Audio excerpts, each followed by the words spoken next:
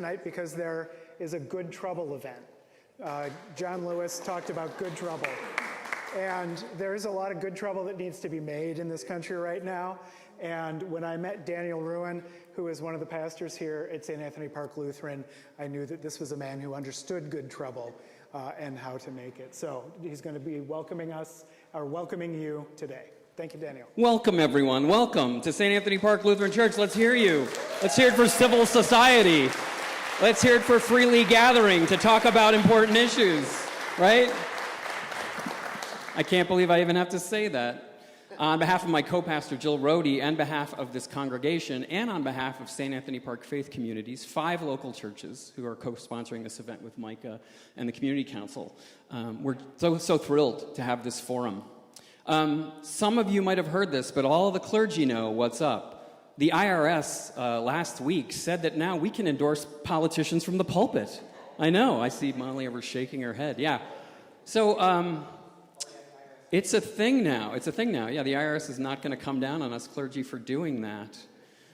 When I was in Evanston serving as a pastor, I was part of a big interfaith cohort. And one of my close colleagues was the Reverend Dr. Michael Neighbors. He was the head of the largest Black Baptist church in Evanston and the oldest one. And he and I were asked to speak at a forum about politics in the pulpit at a local synagogue. And so they asked me the question, Pastor Ruin, do you endorse candidates from the pulpit? I said, absolutely not. You know, we follow the law. We have forums like this. We educate our people. We want to make sure that we are conscious of prophetic issues of justice, and we raise those issues. We go to the State House. We're involved in local organizing, but we don't take partisan issues on candidates. And then they handed the microphone to the Reverend Dr. Michael Neighbors and asked him the same question. He said, we absolutely endorse candidates from the Black church pulpit. Because we can't afford not to. He said, we have to challenge the law because of how we have been cut out of so many things throughout American history. And I remember feeling very humbled and educated in that moment. The Reverend Dr. Michael Neighbors went on with a coalition to begin what some of you have heard about in Evanston, Illinois, the first municipal reparations law in the country. So within the past 4 years, that's what they achieved. And they achieved it because they challenged the unjust red line districting laws that had cut out Black families of their properties in Evanston decades beforehand. Talk about good trouble, John Slade, right? It was only by challenging the laws, not going to the status quo, but going to be disobedient in a nonviolent way. And they didn't just restore things, they improved it. Will you say amen? They improved it. Last night I was on a call with Indivisible. Maybe some of you are on. They're doing a Millions Rising. They're trying to create nonviolent civil society groups all over this country. And one of the speakers said that, you know, when people are organized at a certain level, at a 3.5% level of a population, that'd be like 11 million people here, and they're disciplined and they're nonviolent and they use lots of different tactics to address autocracy, you don't just restore what was lost by what the autocrats did to shred your society.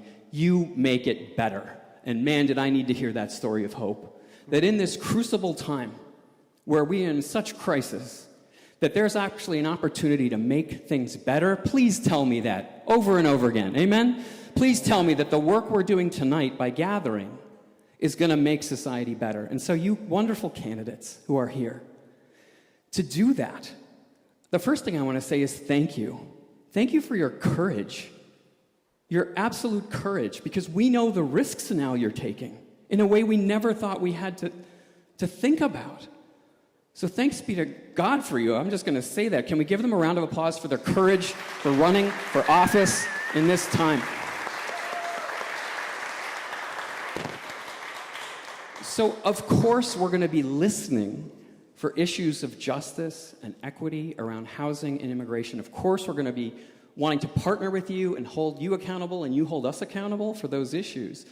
But more than anything, I want to thank you for your courage for running and keeping our civil society alive. I can't promise I'm going to endorse you from the pulpit, but, and I don't think I'll ever do that, but I'll think about it. What you're doing and what we're all doing is the backbone of the hope for our world. So thanks be to God for all of you coming and for the candidates who are here tonight. there are exits all over the place. There's the main entrance exit. You can go in and out of there. There's an exit right here to my left. There's also an exit right across the hall, and there's an exit on Luther Place. So just in case you need to get out of here, that's where you can go. There's a gender-neutral bathroom right near the main entrance. There are also bathrooms down this hallway that I can direct you to if you need to use those. If you need anything at all, please talk to me. I'll just be kind of floating back here during the event. I told John I'm going to be the roadie, so I'm like all-person tech, whatever you need. If you need a prayer station, you know where to find me, whatever. And please stay afterwards, have snacks, talk to one another, connect, share information, and let's just give thanks that we're together for this event. Thank you for coming. Thank you. Thank you, Daniel. Hey, Daniel. Hey, do I need to adjust this at all? Am I good? I'm good. All right, he did tell me to project. Anyway, once again, my name is John Slade, senior organizer with Micah. Lived on the east side of St. Paul for about 25 years in Ward 7, and have been working with Micah for about 15 years, trying to make good trouble around affordable housing and shelter issues. There are a number of organizations sponsoring this forum: Micah, St. Anthony Park Lutheran, the other churches in that St. Anthony Park Faith Coalition, which includes St. Matthew's, St. Cecilia's, St. Anthony Park UCC, and Centennial Methodist. So those 5 churches, thank you very much. Also Interfaith Action of Greater St. Paul, used to be the St. Paul Area Council of Churches, and the St. Anthony Park Community Foundation. So thank you. Thank you all very much. One thing that I do want to mention, before we began this planning of this event, I personally, in my personal capacities, made a contribution to Cole Hansen, a small financial contribution. I also supported Chantel Allen in her school board races, or race. This was something that we said, John, you're a good moderator, but here you go. So we talked about the committee, and I talked to the candidates, and they said, well, if you mention that, then we're okay with you facilitating this. Fortunately, well, Micah does not have the freedom to endorse from our 501c3. We do not endorse. And fortunately, you have an amazing group of candidates here. You also have ranked choice voting. So if you like one of these candidates, it's not like the old days, you just go, oh, this is the one I like the best. You also listen to everybody else and figure out who you might want to rank second or third or fourth. Or fourth. Yep. We are talking about housing. We're talking about immigration. We're talking about shelter. A lot of Micah's very interfaith, Christian, non-Christian, atheists. But a lot of people come from a faith tradition where there's an idea called radical hospitality. And one of the things about radical hospitality is everyone, without exception, is invited. Everyone, without exception, and this is in our Micah mission, deserves a safe, decent, affordable, and accessible home. So that means the hardworking immigrant.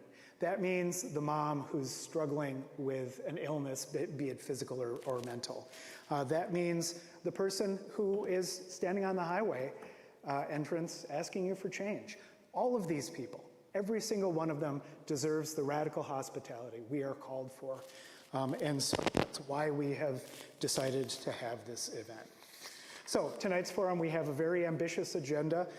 Candidates are going to be given 2 minutes to introduce themselves. Our timer is Jean right there. Then we have a big slew of questions. Each of the sponsoring groups got to ask a question. That was our deal. And everybody's got 1 minute to answer. Then, after those questions get run through, we're going to take questions from the audience. Where's Dan? Dan is right there. And has Rachel made it into the building yet? Okay. Dan has some cards. If you want to ask a question, you give it to Dan. And Dan from St. Matthew's and Rachel, who is from Interfaith Action, are going to be our committee to figure out, I think we can get about 5 community questions. The event is going to end at 7:30. Each candidate will have a 1-minute wrap-up. The church is open until 8:30, so hopefully there's time to meet and mingle. Thank you to Cookie Cart and St. Matthew's for the refreshments. The committee determined a random order for the opening statements, and we're going to rotate down the row for further statements. So it's now I'm 4 minutes ahead of schedule. Introductions by the candidates, 2 minutes each. The order will be Molly Coleman, Cole Hanson, Chantel Allen, and Carolyn Will. And let's give them all a round of applause. And I hope that mic works. It should be on. Is this on? Okay. Amazing. Hi, everybody. Thank you so much for being here tonight. Thank you to everybody for hosting this critical conversation. For those I don't know, my name is Molly Coleman. I was born in Frogtown and grew up on the west side and grew up attending St. Paul Public Schools. If you have spent any time in St. Paul Public Schools, you have seen the ways in which our city decides who gets to get ahead and who doesn't. I grew up going to school with the children of millionaires and children who didn't know where their next meal was going to come from. And I saw firsthand how the policy decisions made in City Hall determined the quality of life that people throughout our city would have. I started my career working in public education, working in public schools in the South Bronx and East Harlem, and I loved the work that I did, but I was incredibly frustrated feeling like we were always trying to solve for social injustice so far downstream, and I wanted to be a part of changing the systems so that they would better work for all of our community members. I made the decision to go to law school to try to be a part of that fight for systemic change, and have spent the last 7 years running a national legal advocacy organization that focuses on building true economic justice and a democracy that actually works for all people, rather than serving the corporations, the wealthy, and the powerful. Through this work, I've gained experience tackling big problems.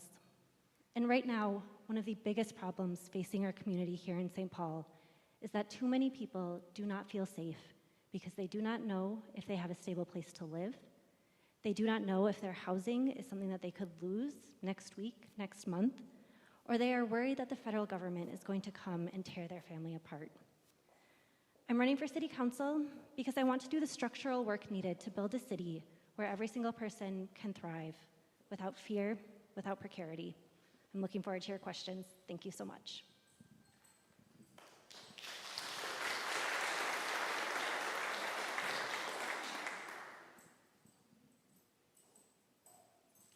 Hello, everyone. My name is Cole Hanson. I'm a dad.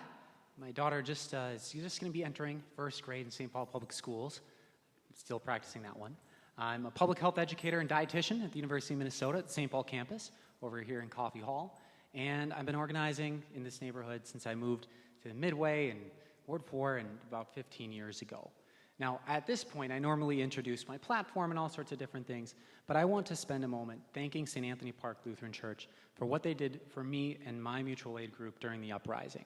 This church opened its kitchen so we could feed protesters in the moments before a semi-truck tried to run them over. This church opened its arms and opened its kitchen and opened its membership to the most vulnerable people at the most vulnerable time in this city. So I wanted to spend a few moments saying thank you to everyone here for opening that opportunity. I'm a person of faith myself. I'm Jewish. I go to Mount Zion Temple in Summit. And in my tradition, as well as everyone else's, how we treat the stranger, how we treat the person apart from us is so foundational to our relationship with the Almighty and the world beyond. How we treat the stranger. You know, when I see Cowboy at the corner of Snelling University, he's not a stranger to me anymore. When we see the people who are teeter-tottering on the train platform, they are not human debris. They are not strangers. They're us. They're a few decisions out of our control away from where we are today. And so until we start seeing people in our community as deserving, as a part of us, we will never make a St. Paul that is built for everyone. I am here in front of you asking and looking forward to speaking tonight about a better future for everyone in St. Paul. Thank you.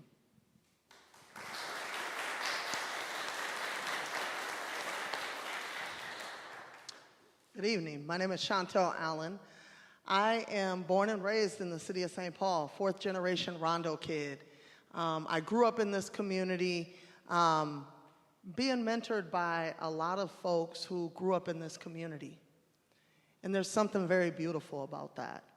As I became a young adult, I started to volunteer in the Parks and Rec, and I spent about 10 years volunteering, coaching basketball, and leading young people towards success. Why? Because I was nurtured by people who led me towards success. One of the reasons why I love St. Paul is because of just that. I went on to work in the public schools for 20-something years. I don't want to give away my age. I like to continue to look young. I'm currently in my second term on the St. Paul School Board, where I learned a lot about governance. I've always, working in the schools was, could recognize that there was this disconnect between what was happening in community and what we wanted and needed and what was happening in the classroom and then what was happening in the boardroom, right? And I wanted to bring those things together, and I started to learn about something called co-governance. I went in practicing co-governance. That co-governance has advanced for me to understand it in a way that it's implemented into policy, and now it's become kind of my world. This morning I was thinking about this very situation and how we are all candidates who sit before you to tell you about what we think about an issue, when the issue really should come from all of you. And we should just be a representation of all of you. So this whole thing should be set up to hear from you, and I should be carrying that, and you should be trying to understand how I process your information into policy. And so I just wanted to give you kind of that mindset of this is what I'm trying to bring to the City Council. I look forward to hearing from all of you tonight, and thank you for having me.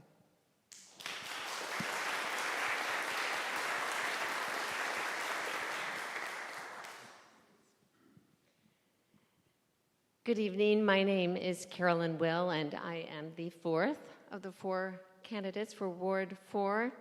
And you talked about radical hospitality, the pastor, and I was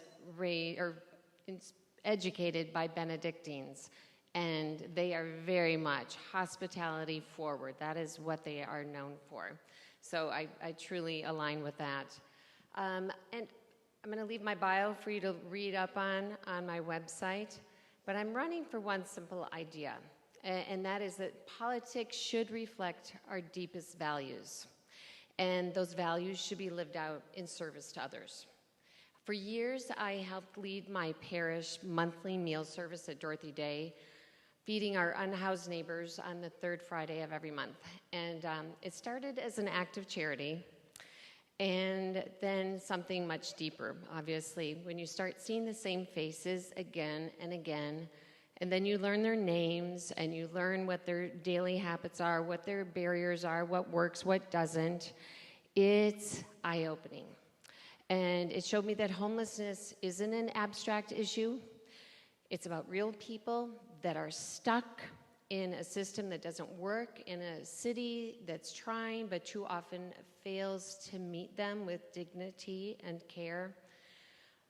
I'm a Democrat shaped by both my faith and my commitment to practical solutions. And my Catholic faith teaches me, like all faiths, as Cole mentioned, that every person has inherent dignity. And I really believe that real progress happens when we listen to each other and find that common ground and focus on what works. And I'm ready to work, whether it's that third Friday of the month or every day at City Hall.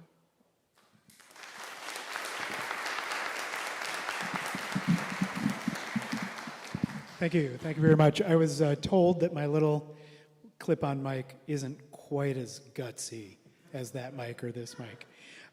Anyway, so the first question, these questions come from our organizing committee.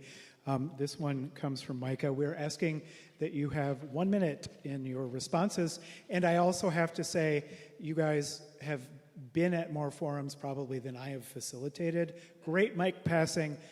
It's going to go, the order on this is going to be the first question, same order, Coleman, Hanson, Allen, and Will. After that, it's going to be Hanson. Yeah. It just shifts down. And yeah, I know. It's a crazy idea. It works really well. Anyway, this question is from Micah. Housing is a regulated industry. We require smoke detectors for fire safety, for example. St. Paul voters chose to add a few more limits to rent increases in the industry, and the industry has pushed back. Do you see housing primarily as a human right or an economic activity? How do your values play out in this realm? Coleman? Housing is a human right. I think that we are all here tonight because we know that housing is a human right. The international community knows that housing is a human right. But where we've gotten things wrong, from my perspective in this country, is that we don't treat it like it's a human right. We treat it like it's a commodity. And so we are in the system that we exist in, and we have to use the tools that we have at our disposal to increase the number of homes that we have, to make those homes more affordable. That's essential, and that's where we have to begin.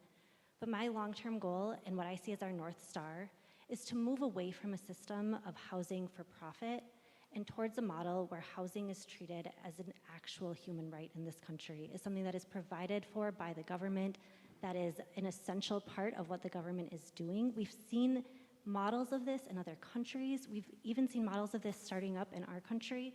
I think that there is so much more that we can do if we truly believe that idea, that housing is something that every single person is entitled to have in our community.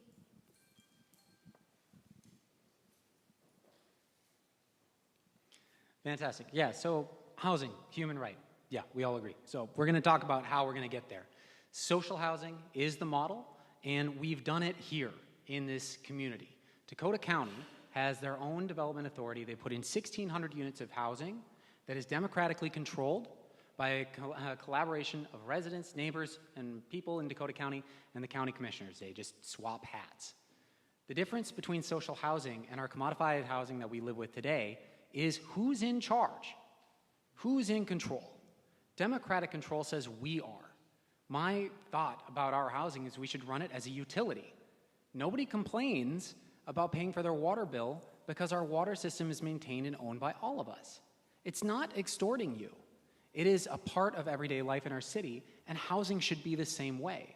We don't need to extort people to house them, and developers are. We can do it differently if we do it ourselves. Thank you.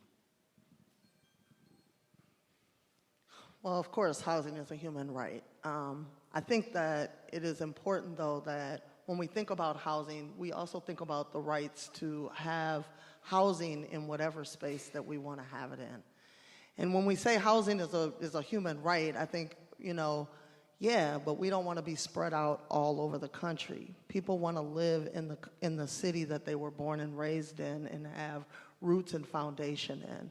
We want to make sure that people can afford housing. And affordable housing is, yes, being affordable based on what the government will allow as affordable housing, but it's also the opportunity to be able to work and earn a living wage that allows you to save money and actually buy your own home in your own land. And so I really think it's important that we look at not just housing as, four walls, but how do we look at increasing or closing the poverty gap in this city so that people can afford their own housing, afford their own homes. And that's where I want to go with it. A fourth person chiming in with yes, it's a fundamental human right. Everyone deserves a safe, stable place to live. It's foundational to human dignity, family life, and community. At the same time, I do believe that housing operates within an economic system. As a city council member, I would work to strike the balance between the basic right for housing, all kinds of partnerships, including nonprofit and the private sector, ensuring that we protect housing as a basic right, but make it available with lots of investment from different partners. I don't think we should lean on government solely, nonprofits solely. I've seen a lot of good projects where people have come together and encourage the development of homes for people at every income level. Thank you. I do also want to mention that the candidates were given the list of the topics of the questions, but not the specific questions for these committee-based questions.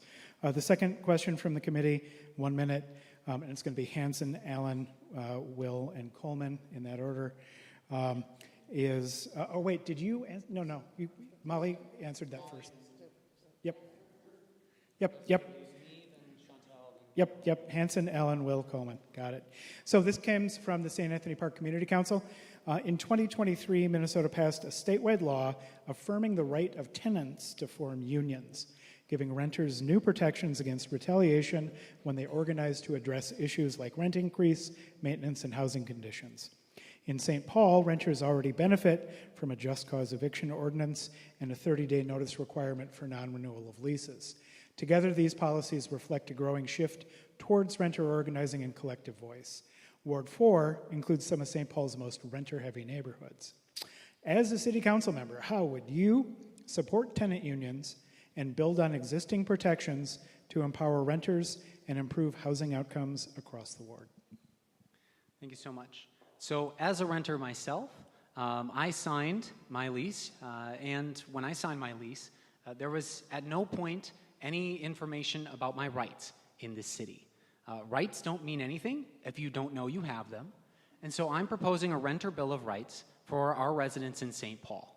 They need to know, I need to know, what our rights are, and to be honest, I've talked to enough landlords, they agree, because it is up to them at this point to do the disclosure. So, the city in charge of putting together a renter bill of rights that not only discloses the rights in this city, but makes space for landlords to fill in about where do you vote to enjoy your right to vote? Where do you go if you can't pay your rent or your utilities? Is a benefit to not only the everyday renter in our city, but the small landlord, the large landlord, everybody in our city benefits from every resident knowing the rights and dignities they are deserved and have earned by living in St. Paul. Ready? So as an organizer and an activist, I support all type of unions. As a renter myself and somebody who's gone through a few different types of properties in the last 10 years, from duplexes to the luxury apartments and renting a home, I'm seeing that a lot of this stuff is becoming monopolized, and the only way that we're going to be able to uphold our rights is to come together. And so I want to encourage tenant unions, and then also just my natural practice of co-governance would allow me to work with those unions to make sure that I keep their voice front and center around all policies that I'm supporting or denying across the board.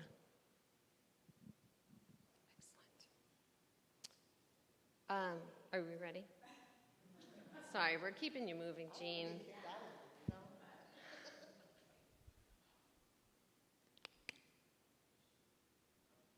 Oh, I'll just start. I'll be short, I'm sure.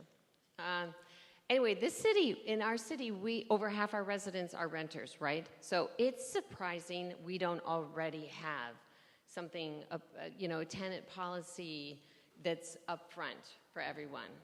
And I definitely support that. I think renters need a voice, and I think that would be the start of having stable, respectful landlord-resident relationships. And I'm just going to relate kind of a scarring time of my life. I was a single mother, and in the late 90s, I was trying to rent over here, actually, in this neighborhood. And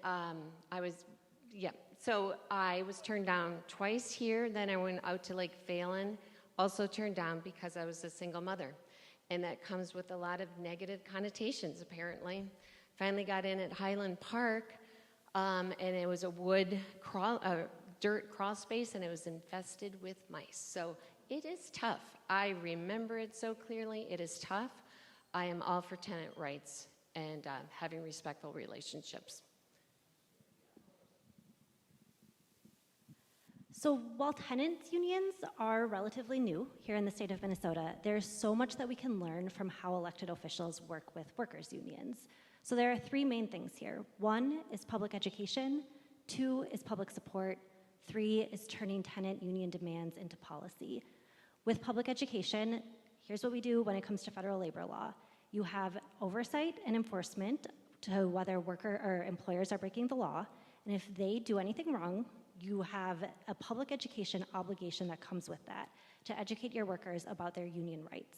I think that adopting that model in the city of St. Paul is a small change that we could make very quickly to ensure that when we are enforcing the rights of tenants, we are also making sure that is accompanied by extensive information about their new right to unionize.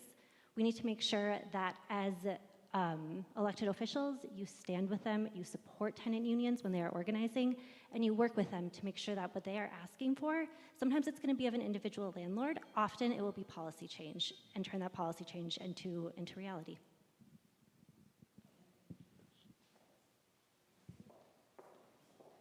Now I have to pay attention here. All right. So the third question is, and once again, 1 minute, comes from both Centennial Methodist and the St. Anthony Park Community Foundation.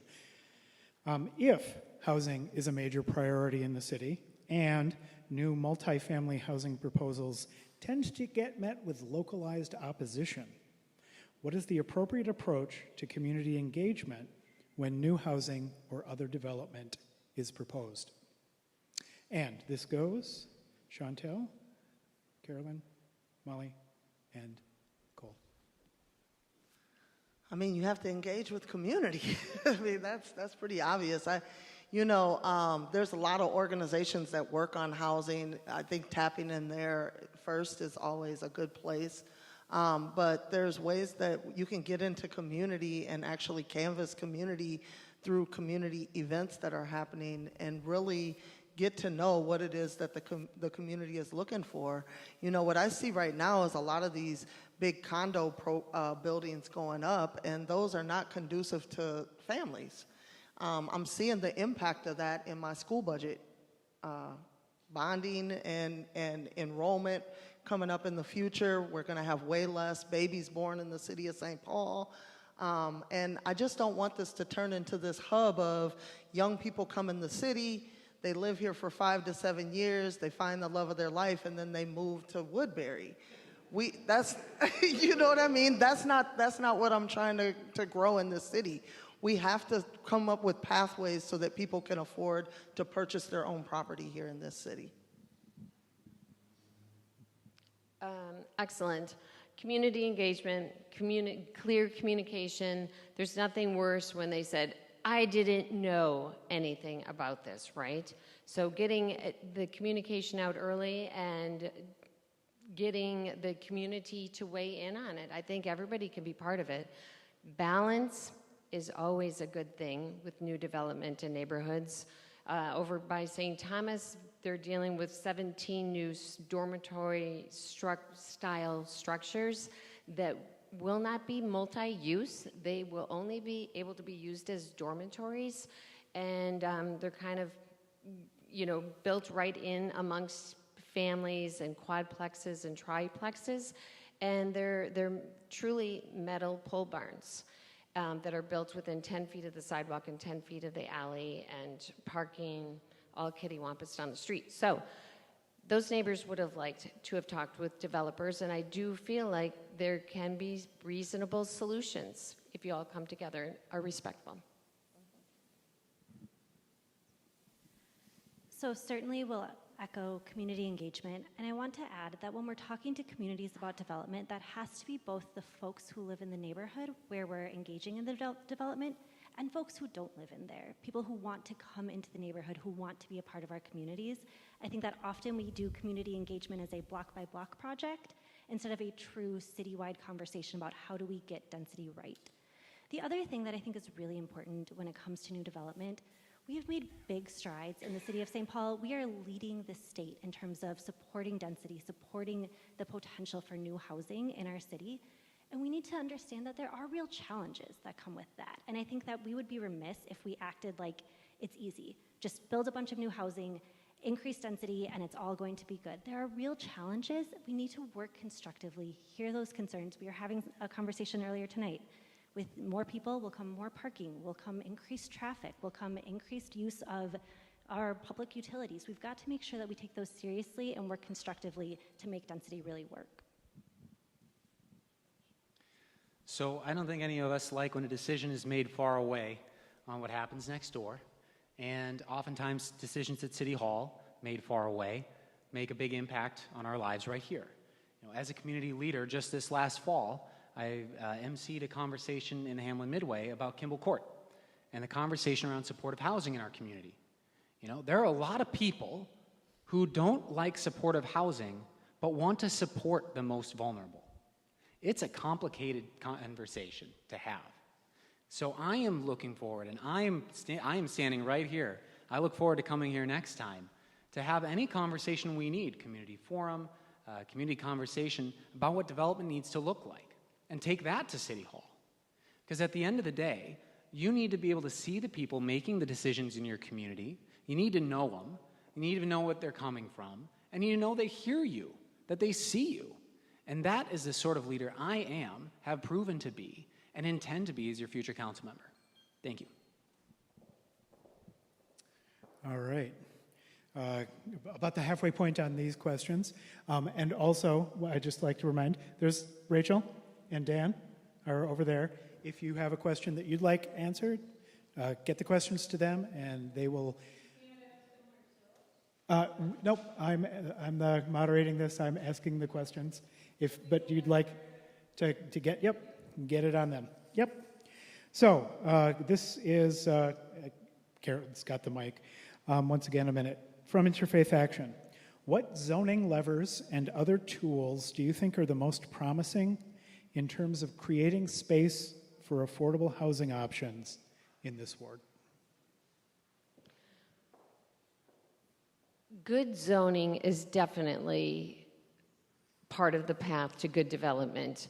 As long as the zoning is written well and doesn't have loopholes, I think that's part of the frustration so many of the communities around St. Paul have been experiencing, that some developers just find loopholes and they are not meeting the objective that was behind a certain zoning change. And so I'll just bring up that example again of this very poorly constructed student dormitories that are being sandwiched in all over the Miriam Park neighborhood. There was a loophole, and they can just quickly build these structures that aren't meant to last, and it kind of undermines the value of the whole neighborhood, perhaps. And I just feel like it has to be well-written zoning, but it is the key to density. We need all kinds of housing.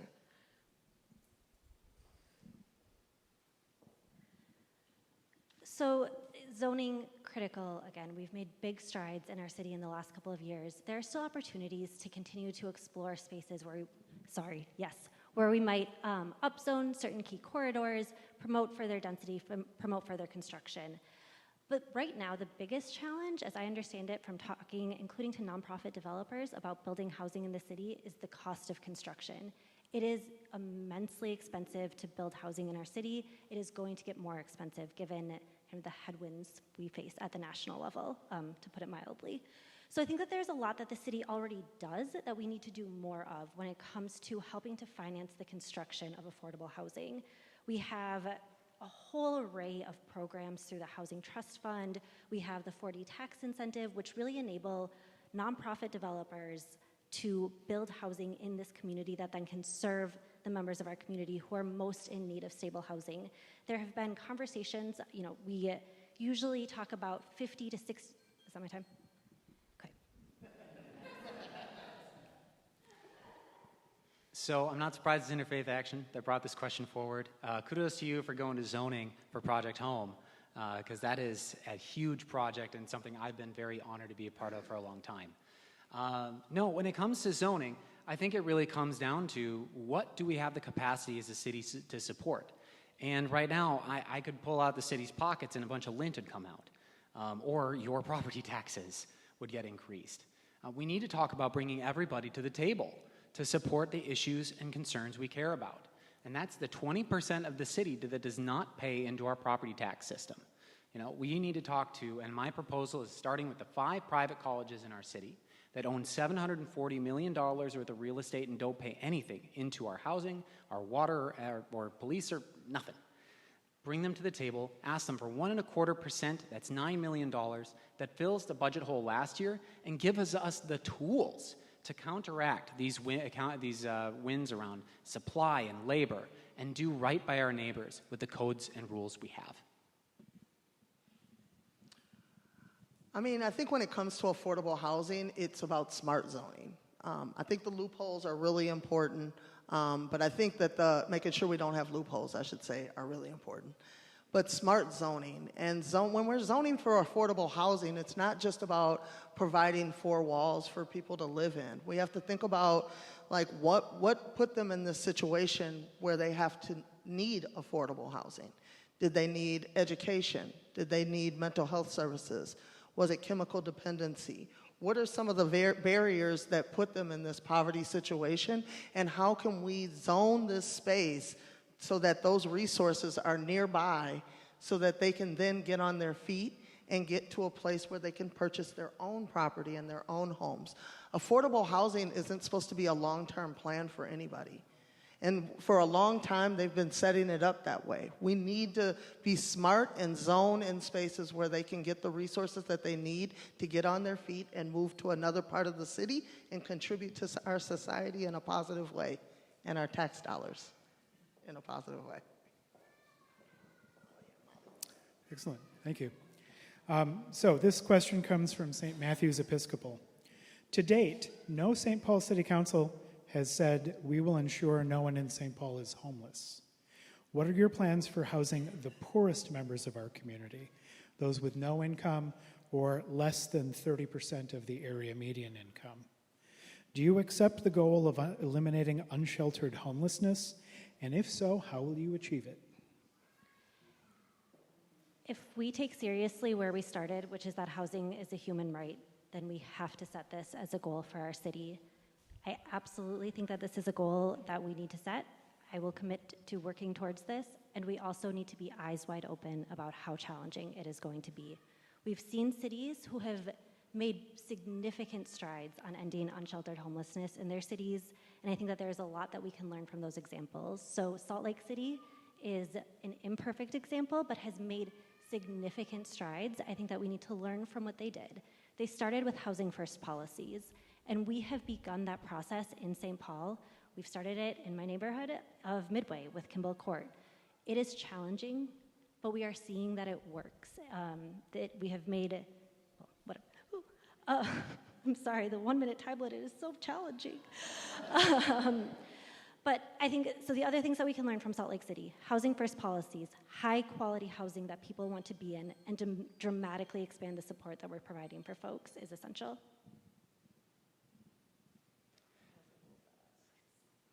So when when a city sets a goal and the goal is hard to meet, there is pressure to fudge the numbers.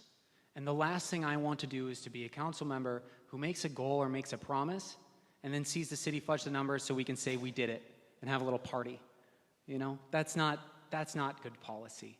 What we need to do is focus on prevention, because folks are right. You do not end up homeless and because things are going great. You know, there are concerns around mental health. There are concerns around substance use disorder. There's concerns about trauma, sexual violence, trafficking. These are all components of the experience of someone who is unhoused, experiencing homelessness, and we need to work in prevention. I work in public health. Every ounce of prevention is worth a pound of cure. You know, the more we can catch people ahead of time through specific interventions, whether that is around what happens on the trains, what happens when people interact with our police, what happens when people interact with our health services, that is how we can truly end homelessness. I'm going to go back to saying what I was saying before. We need to get to the root of the problem, right? And I think, again, it's not just about building a bunch of walls, right? When we look historically to what led us to the situation, it didn't just happen overnight.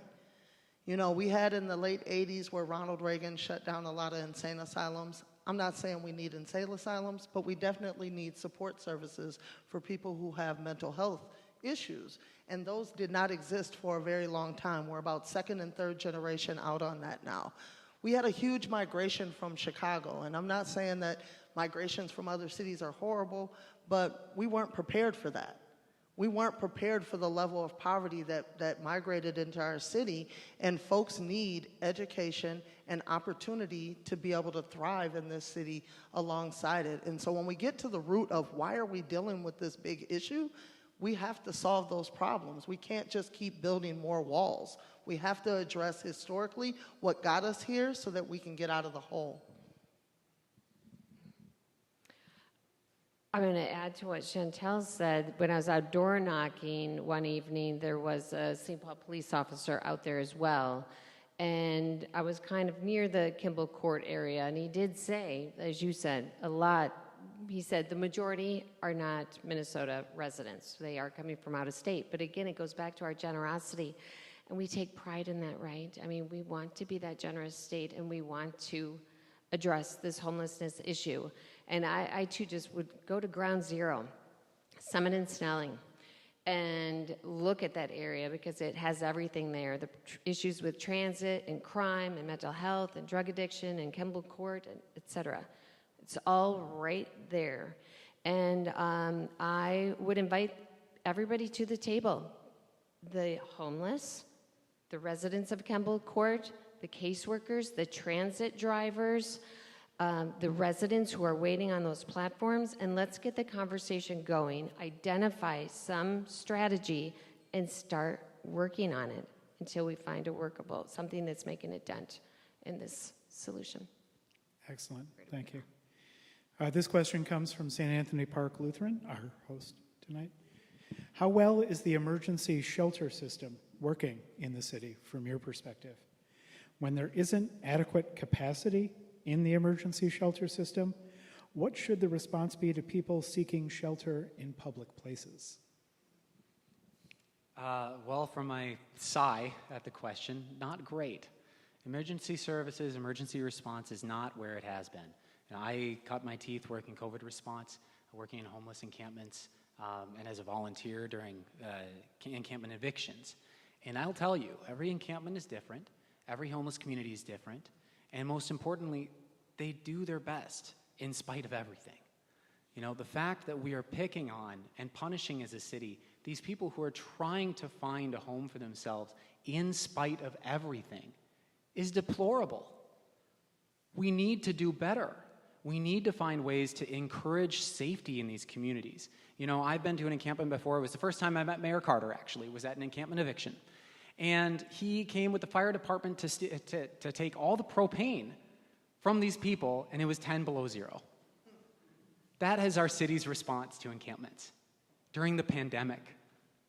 How can we be different? How can we act differently? I am the sort of person to ask that question, because I've been there. Sorry, can you repeat the question again? How well is the emergency shelter system working in the city from your perspective?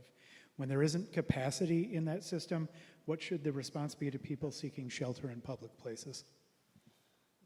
I don't think it's working very well at all. We have a lot of resources going into those services, and there are some people that go and utilize those services, but clearly it's not open and welcoming to everyone.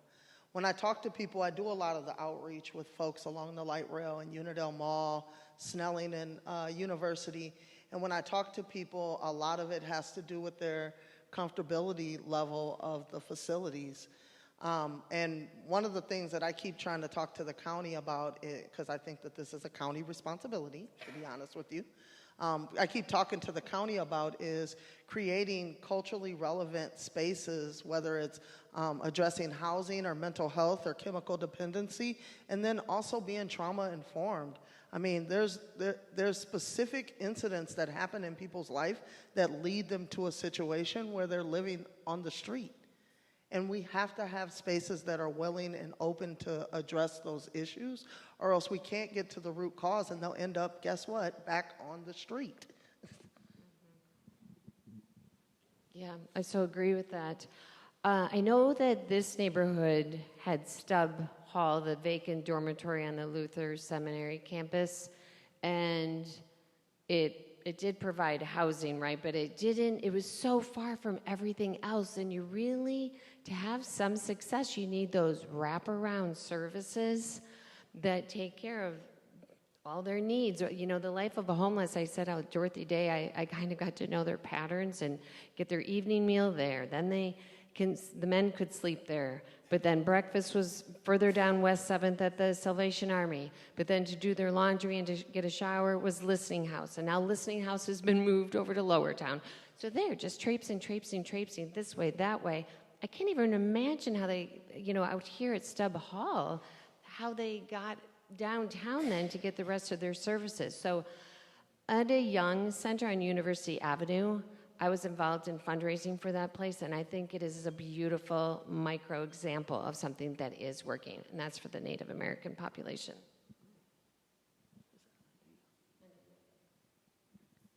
I think we certainly all agree that the system is not working, and I think it is really, really hard to hold two truths, which is that nobody's first choice is living outside. Nobody's first choice, very few people's first choice is living in an encampment. And a policy that displaces people with no other options without adequate support is not an acceptable policy in a civilized city, in a civilized society. So I think we do need to acknowledge that living outside in St. Paul when it is -10, -20, it's not safe, it's not where we want folks to have to be. And that means that we have to do the proactive work to have the housing, to have the shelter available, to meet the varied needs of folks who might use that shelter. We talked about housing first policies, places where people don't have to commit to full sobriety. We also know that there are folks who don't feel comfortable in spaces where there is drug use and where there is alcohol consumption. We have to have multiple spaces that really meet the needs of all of our residents, and we need to make sure that that comes with true resources and long-lasting support.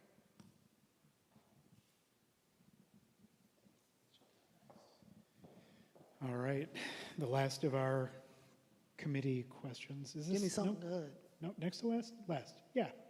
So, Something good, please. is something good? Oh, it's a pretty good one. All right. St. Anthony with it. Park United Church of Christ. All right. We are a nation, state, and city made largely of generations of different immigrant communities.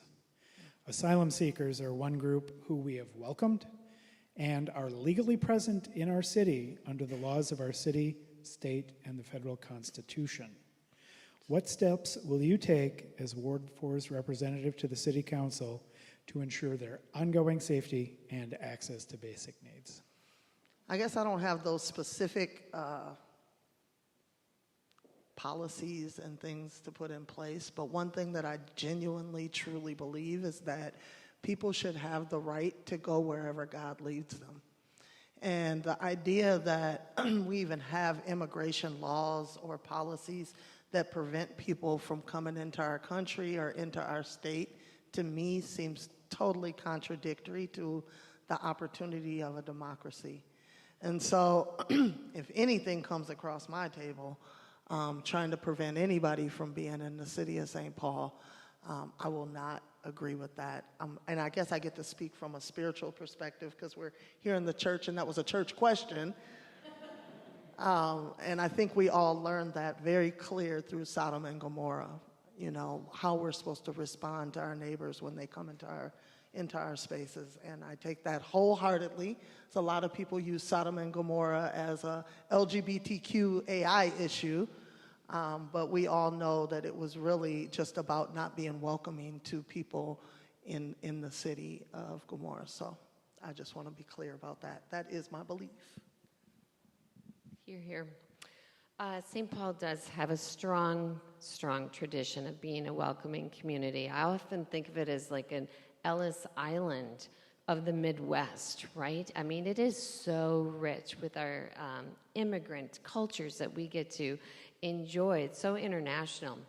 And I just feel like we need to pull together again. I know I keep talking about partnerships, but that's what I do. I put together strategic partnerships in my work. And I think we need to strengthen the partnerships with the nonprofits and faith communities and public agencies to get to fulfill the needs that these asylum seekers need. You know, the safe housing, the legal aid, the language support. These neighbors will eventually add so much to our community.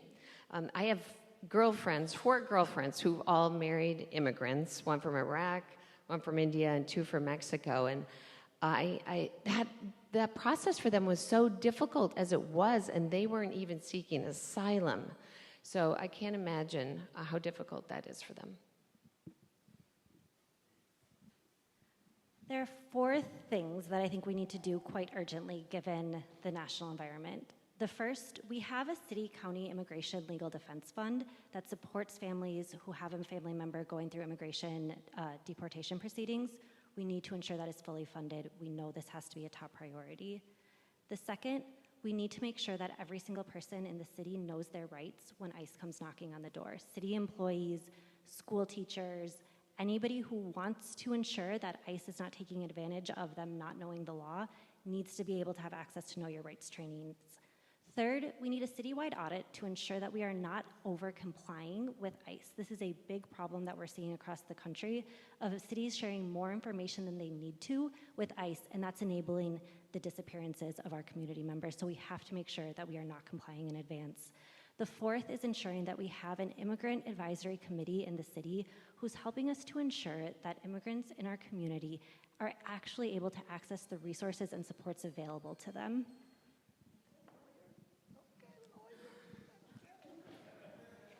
Okay, we got the elephant in the room. There are masked men snatching children and adults on their way to school in our city. Federal authorities are taking our neighbors away in unmarked vans. This is the sort of thing that caused my family to flee their home, and families like yours to flee their homes and come to America. And now it's happening here. I will never cooperate with ICE or federal immigration authorities on behalf of St. Paul or any of our neighbors, because we deserve an immigration system that welcomes the stranger, not imprisons them, not sends them to a land far away. We are living in a terror of a time, and we cannot let that march into our St. Paul. I will never cooperate with these people because they do not see me as someone worth cooperating with. I will stand in front of my neighbors, alongside my neighbors, and for my neighbors, because we deserve a city for everyone, no matter where you come from.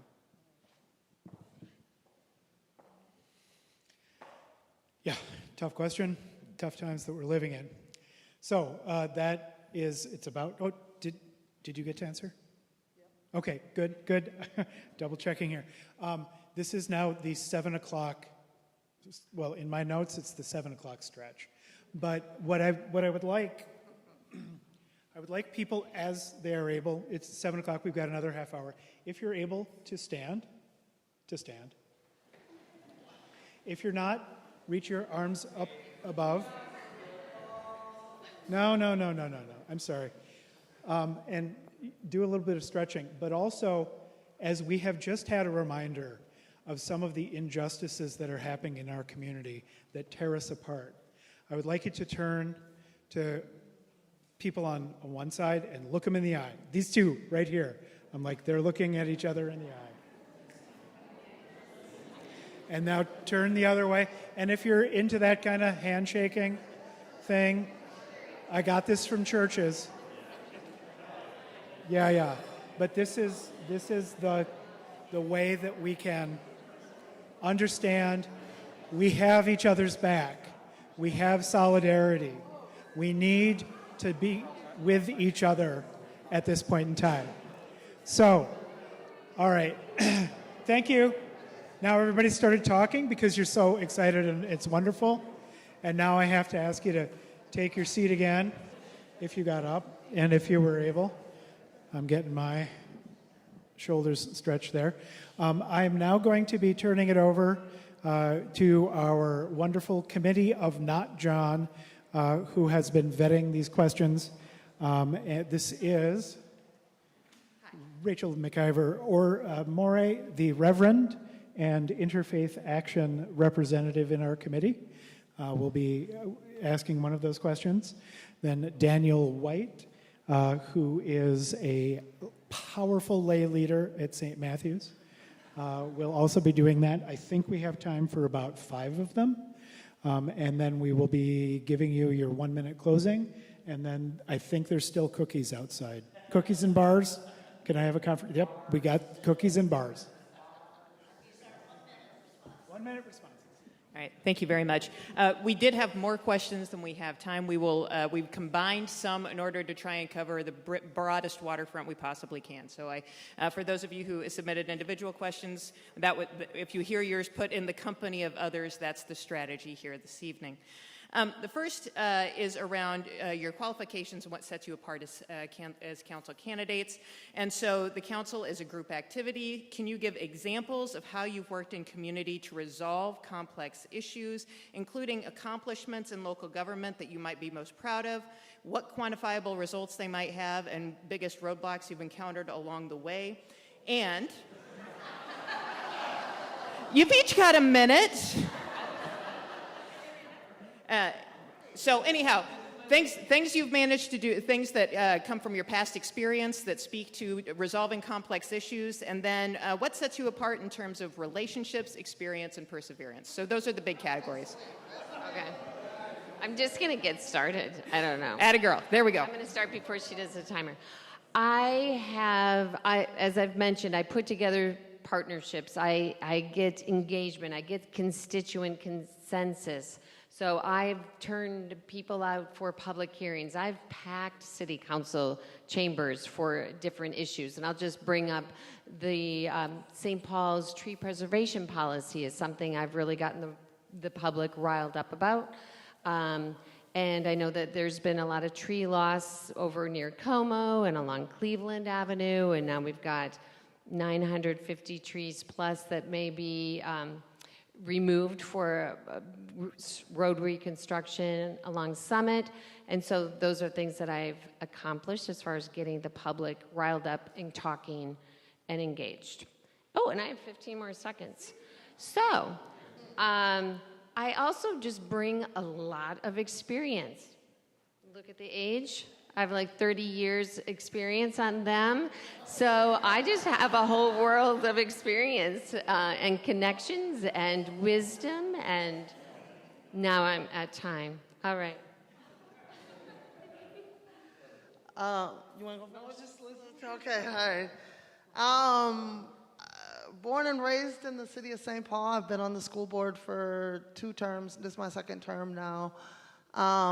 Accomplishments. I'm not really good at naming those off. I try to stay away from awards and such. I'm not big on power, so I don't pay attention to those. But I did just recently receive a Community Ambassador Award for community safety from Progressive Black Baptist Church and the NAACP that I thought was super dope this year.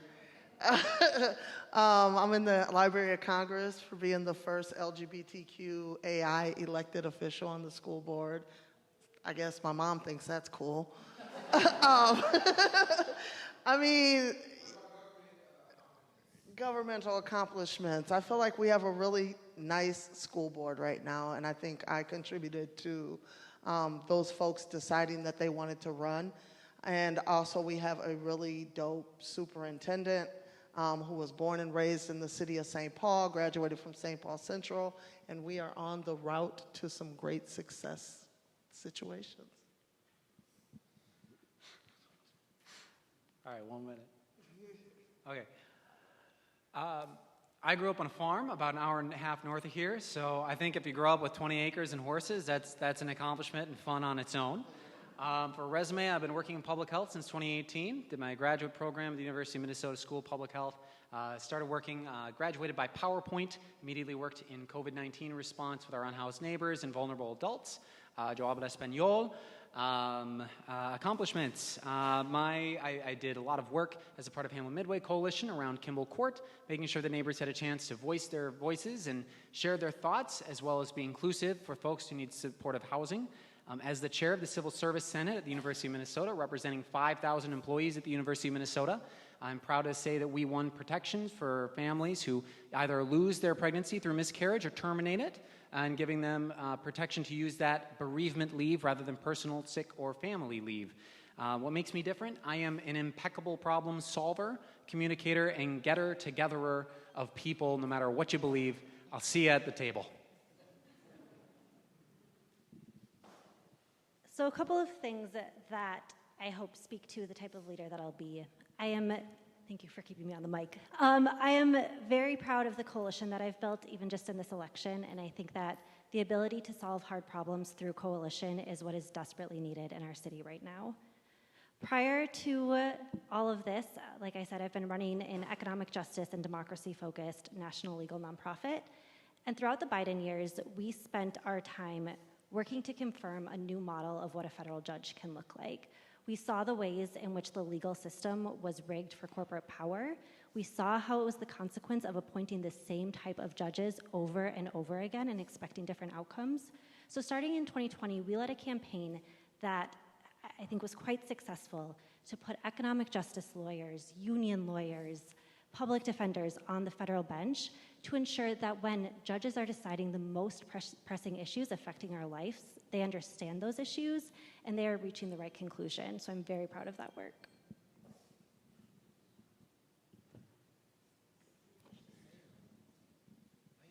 One financial tool to support affordable housing is tax increment financing. What are your thoughts on the usage of this tool? Tax increment financing. I guess I would have to do some research on that because I don't like to speak on things that I don't know. But what it sounds like to me is that we are taxing our homeowners in order to pay for affordable housing, which means that it's coming out of the city budget. I believe that housing, especially the affordable housing that we need in our city right now, is a county responsibility.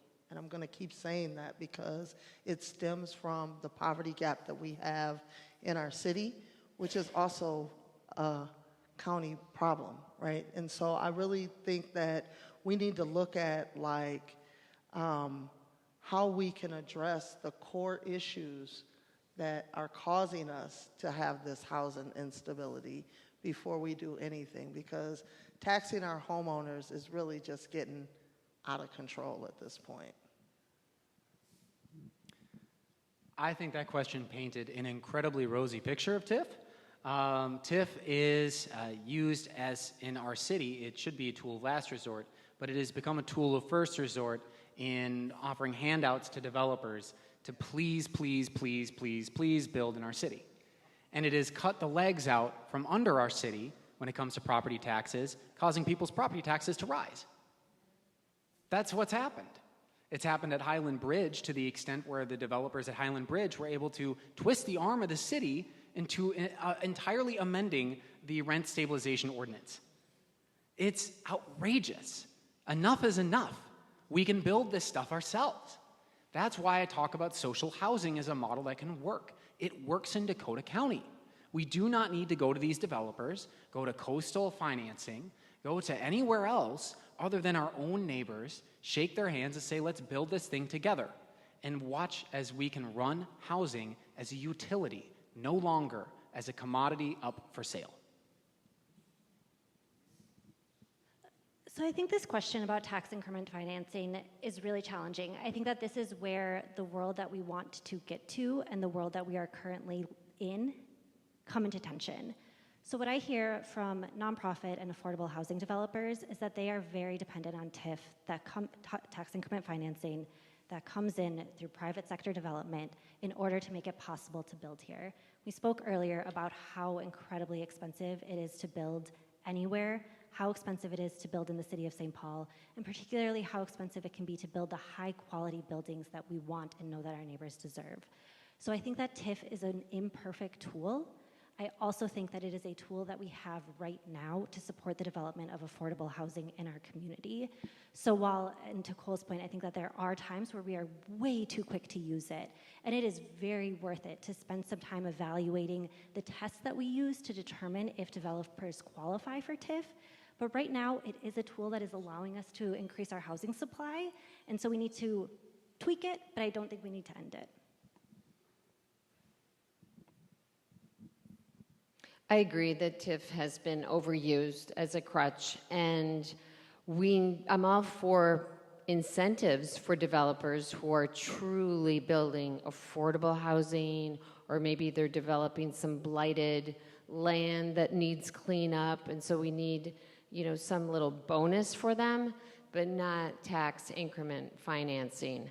I'm all about just making the deal as attractive, make St. Paul attractive for investment, for public-private partnerships, to build more housing, more mixed housing at all different levels, but really build back that affordable, low-income housing stock mixed in with other housing levels.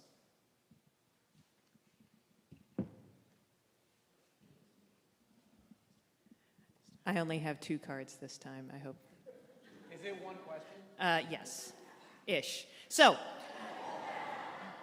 they are related to property taxes. So there's they're both around property taxes, and I want to bring it to you in one.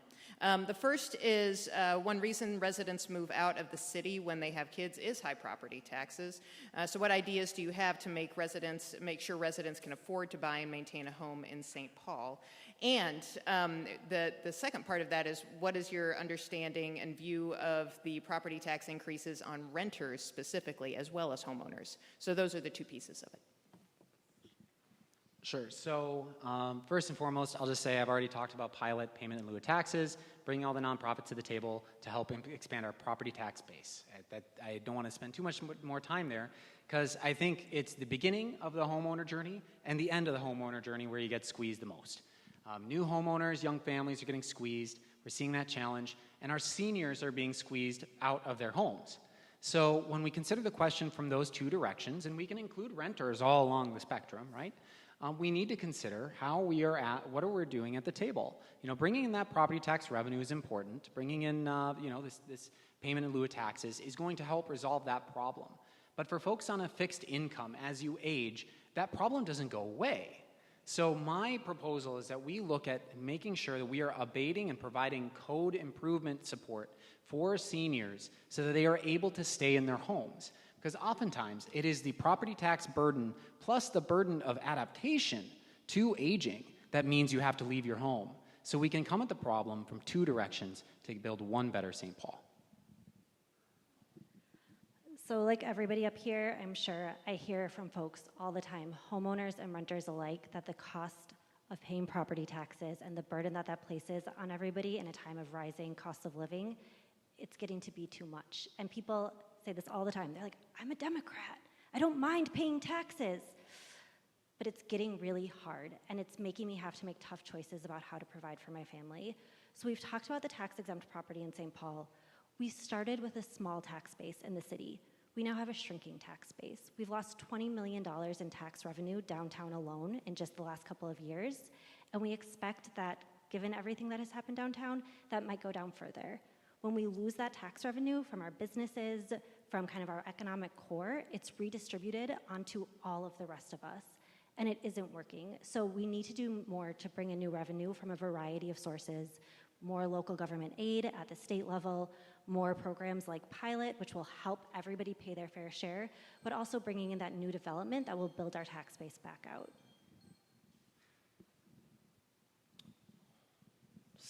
So, I think I still get the answer. You go, okay. Oh, gosh, sorry, Chantal. All right. Expanding the tax base is definitely numero uno, but how do we do that? I think we've got to make our city attractive.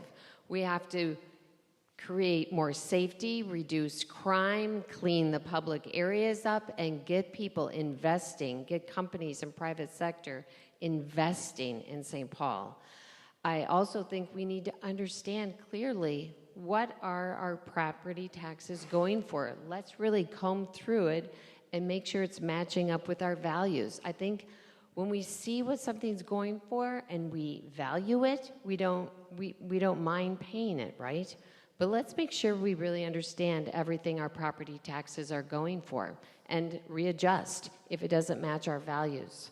I think there's a lot of creative solutions out there, but I will say every evening I'm door knocking, I talk to at least one person that's in the process of moving. So that's got to stop.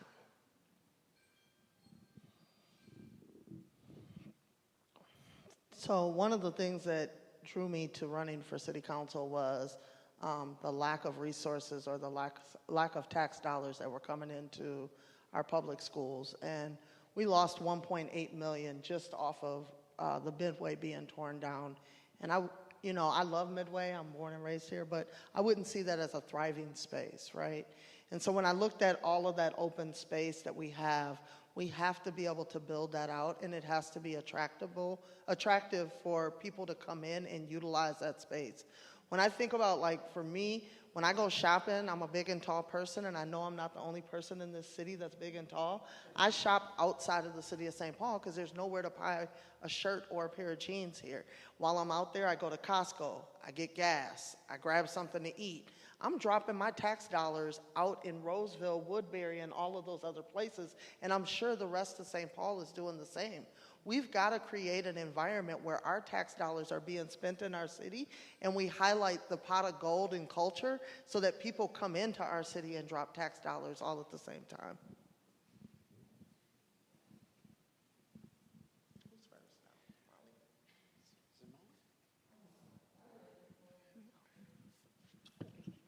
Are we okay? It's a fun game. We've been playing this for a couple of weeks. We're rank choosing. Are you aware of the impact of rent control on investments in the city? Some developers have characterized St. Paul as uninvestable.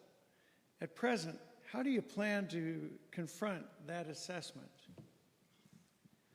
Well, you can read my confrontation in the Pioneer Press from March, because I called this many months ago that as soon as rent stabilization was changed on behalf of developers who didn't like it, they would complain about something else.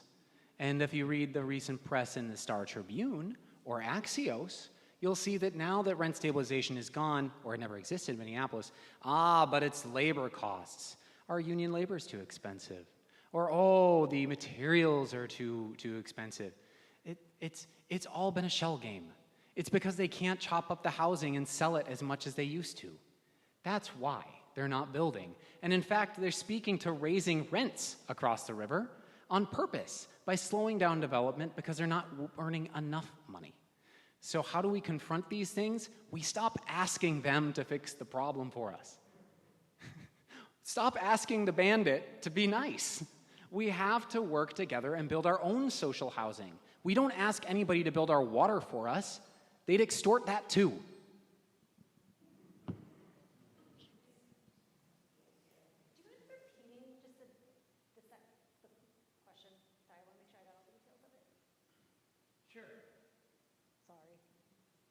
Not a problem. Are you aware of the impact of rent control on investments in the city? Some developers have characterized St. Paul as uninvestable at present. How do you plan to confront that assessment? Yeah.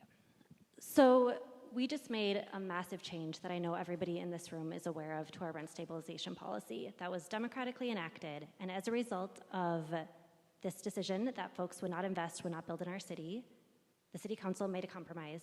And it is so critical to me that we defend that compromise and do not allow this narrative to take hold that we have to keep giving in.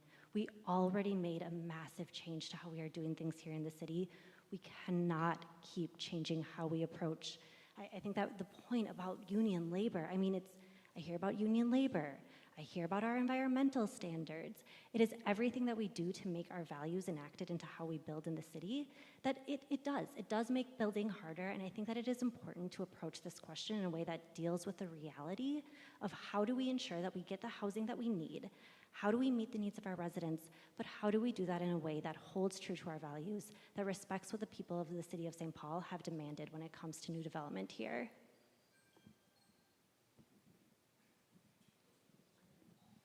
My understanding is that the rent control is favoring the new developers, right? They don't, whereas anything built, is it 2020 and before, or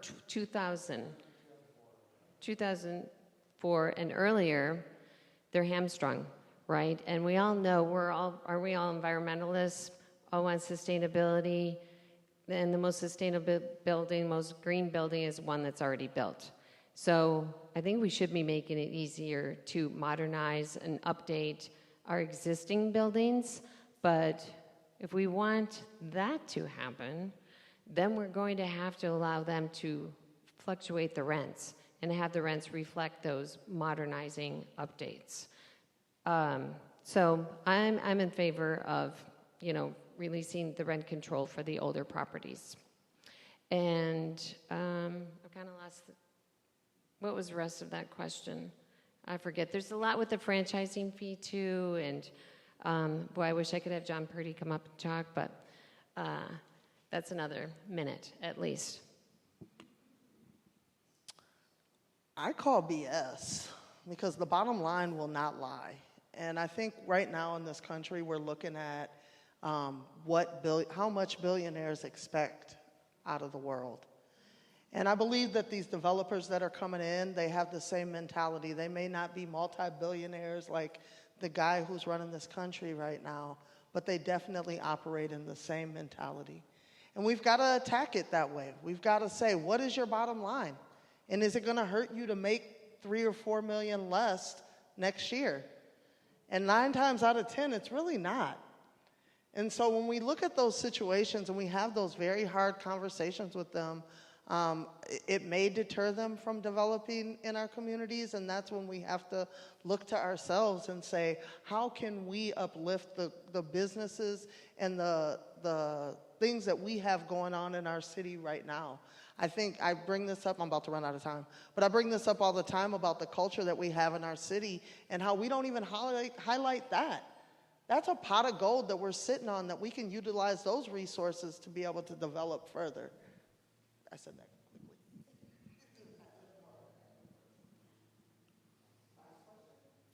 I think we got 2 more.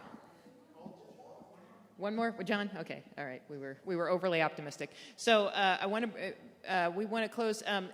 John, can I clarify that afterwards, our candidates standing around, if there's other questions that folks would like answered? That's one thing we didn't talk about. Okay, so stand by for more instructions from John if you want to have more questions answered. Candidates, before we start this last question, thank you so much for your presence here tonight. It's a gift to us all. And from all of these macro questions, I'm going to bring us down to a hyper-local one to St. Anthony Park around the Luther Seminary redevelopment. So it's a question specifically around traffic trips on residential streets, but this is also an opportunity for you to speak more broadly to that. So Luther Seminary South Campus developers want to put 1,800 daily trips onto residential streets beyond capacity. What are your thoughts? So I'm really excited about the opportunity that is the Luther Seminary campus and what this might bring to our city and how we can use this as an example of how we can get these new developments right in a way that meets a comprehensive set of community needs around housing, around jobs, around green space.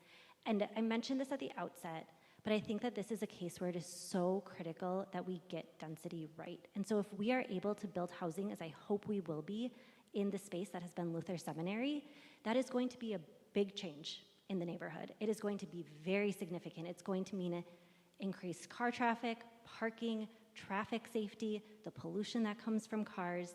And so we know, I think most of us would agree that we want to get to a world where any increased density is immediately accompanied by massive multimodal investments so folks can bike, bus, where they need to get to go. We also know that in St. Paul in 2025, that means people are going to have cars, and we're going to have to deal with that. So I don't have all of the answers right now, but I do know that we need to take that concern seriously if we are going to be able to make these big investments.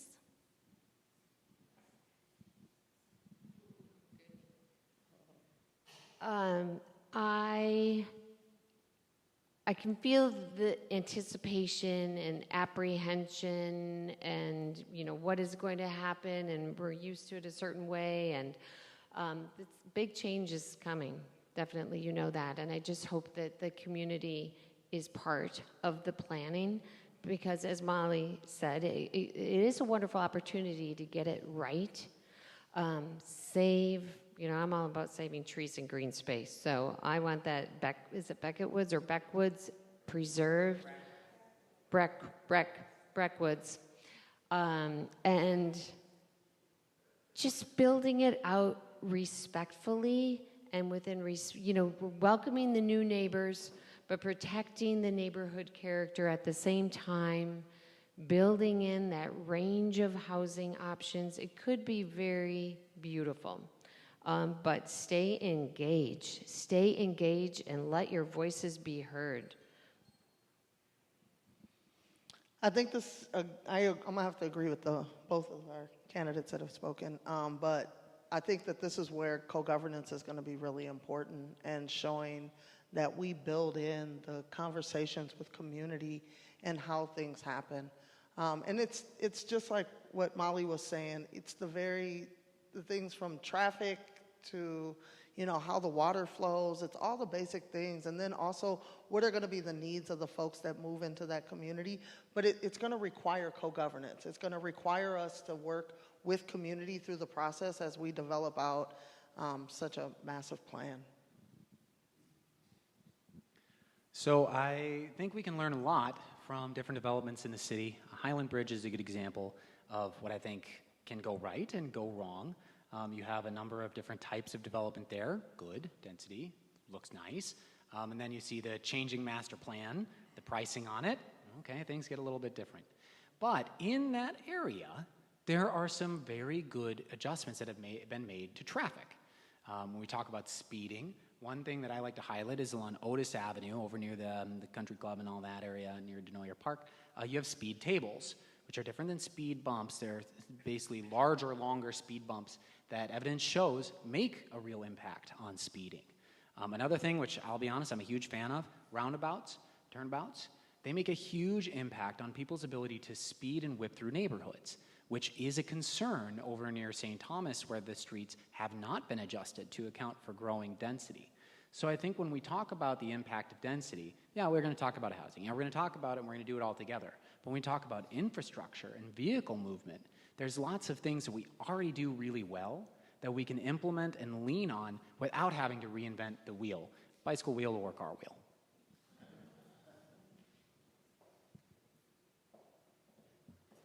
So, we are coming to the end. As Reverend Rachel just said, we hope that the candidates will be able to stick around. We know, and I know, I'm like, how do you get audience participation? When we've got so many people in the coalition, we've got all these questions. You have turned in so many questions. There are so many things to ask and answer. I'm hoping that the candidates can help you, and you can ask the candidates directly what your questions are. Are folks going to be able to stay around for a little bit? A little bit? Okay. All right. So that's happening. Secondly, this was a wonderful committee. I just wanted to say that Allie, Dan, Dina, Elaine, Liam, Rachel, and Zev, in alphabetical order, couldn't have done it without us. We did it all together. Thank you so much. And Jean, the timer. Let's have it. Yep. All right. So.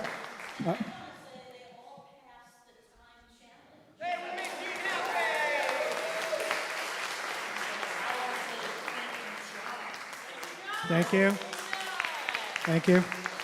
And I am going to say that the 1-minute closing statements will probably put us 3 minutes over.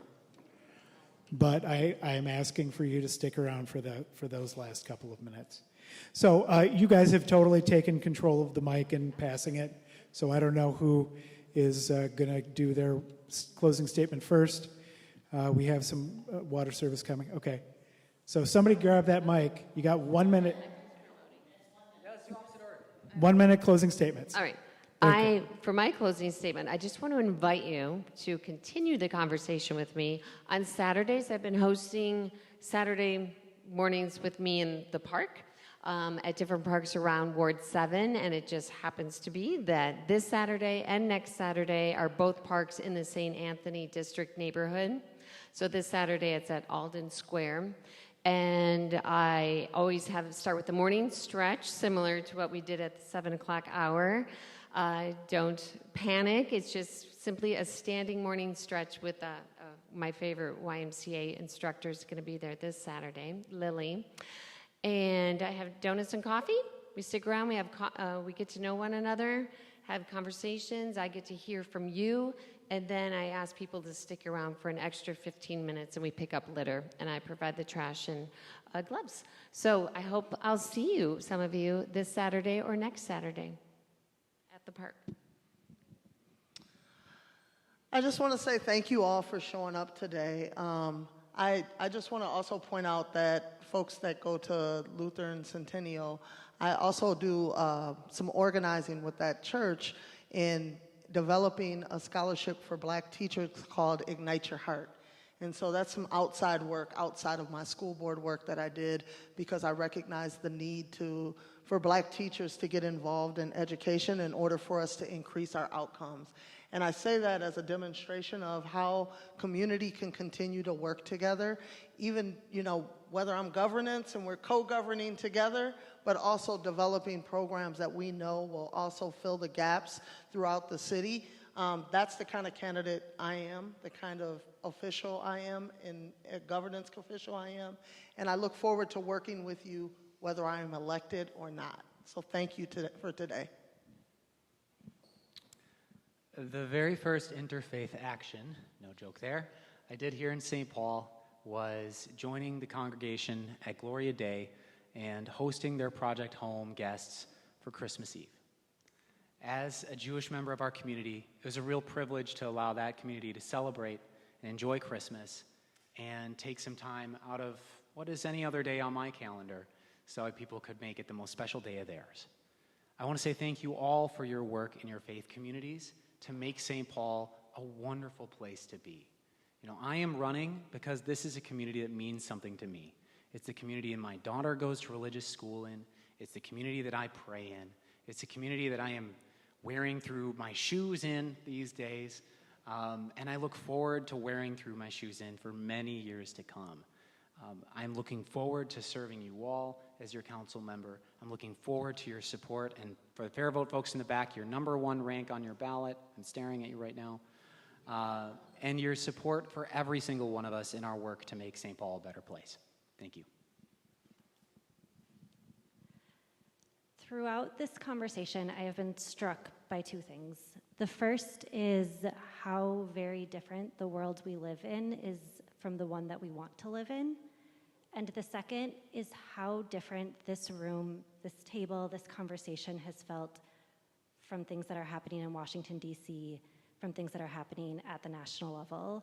The fact that we have a room full of people on a Thursday night to talk about housing the most vulnerable members of our community, to talk about how to support immigrants who are coming to St. Paul seeking a better life, it's very special. I think we are very lucky to live in this community, to have people who are so committed to getting it right, getting us closer to the world that we all want to see. It is not easy. There are not easy answers. It is going to be a hard process of getting from where we are to where I think we will end up. But I'm just so grateful to everybody here. I'm grateful for the conversation, for all of my fellow candidates. Thank you all so much.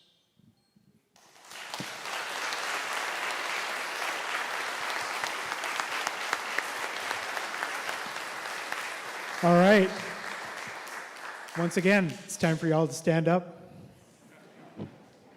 and say, take you out to the ball game, take you out to the cookies. There's some decaf coffee too, and there's some bars that are really good. I won't have to, but I think that I should. All right, thanks.